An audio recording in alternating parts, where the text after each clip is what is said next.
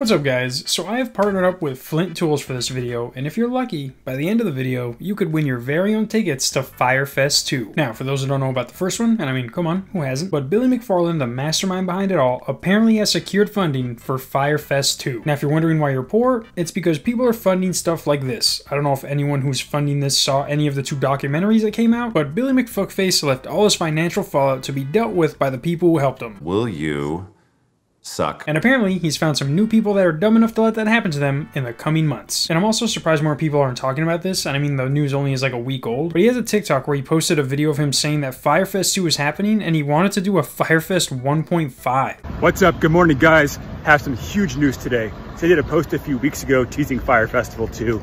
I'm sure you saw it and went totally crazy. So the plan was to do Fyre Festival 1.5 as a Broadway musical, but things totally blew up. So I'm announcing two things today. One, that Fyre Festival 1.5 is going to be a Broadway musical, and that two, we are in talks with partners to pay back all of my restitution and execute Fyre Festival 2 according to the original vision on this incredible and beautiful island. We have to do it right, guys, and have to make happen what was always a dream. What was all a dream?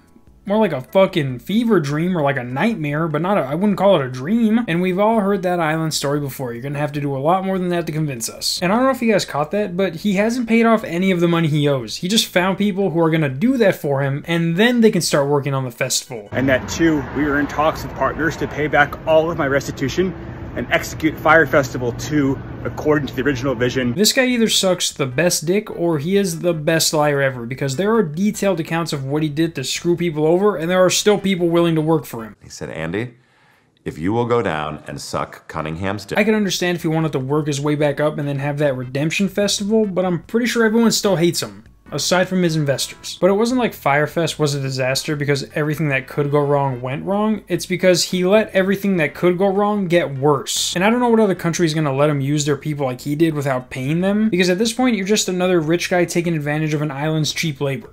You're basically the Jeffrey Epstein of music festivals. Like, here's what he said about the people in the Bahamas that he owed money to. As for those people owed money in the Bahamas, he added, they're getting paid back, and they're getting paid back like right now. Right now doesn't mean 6 years later. Some of those people have probably died in those 6 years because they had no money to support themselves because you didn't pay them. And if that doesn't show you how delusional he is, that Broadway musical he was talking about making, Fyre Fest 1.5, wasn't even supposed to have Broadway actors, but current musical artists combined with the Broadway format making fun of me, but also, I think, sharing of some of the good sides as well. What good side? The only side everyone knows about you is the bad side. Saying you have a good side is like saying AIDS is curable. It's a lie. Another thing to think about is the artist he's going to try to book for the festival. We all know what happened last time, and I'm pretty sure any artist who has ever been invited to a big festival like that knows what happened. Not to mention all those people who are stranded in a country whose people thought locking everyone in a building was a good idea. Realistically, I can only see a bunch of celebrities and YouTubers going to this because they want to properly document the disaster unfolding, but then you're not even going to be able to enjoy anything because then you're just waiting for something bad to happen, and it might not, but I know everyone's thinking it is. Obviously, if the money is there, some big names could show up, but like I said, he hasn't paid anything off, anyone back yet. At this point, he's just trying to redo what he did at a worse position than where he was when he started. We all know anyone who posts this on their social media is getting paid to do so, so the only real publicity it's going to get are people like me making videos and others talking about it to see if it's real or not. According to these articles, it's 100% going to happen if his investors pay off 100% of what he owes, which has about a 30% success rate, putting his estimated completing percentage to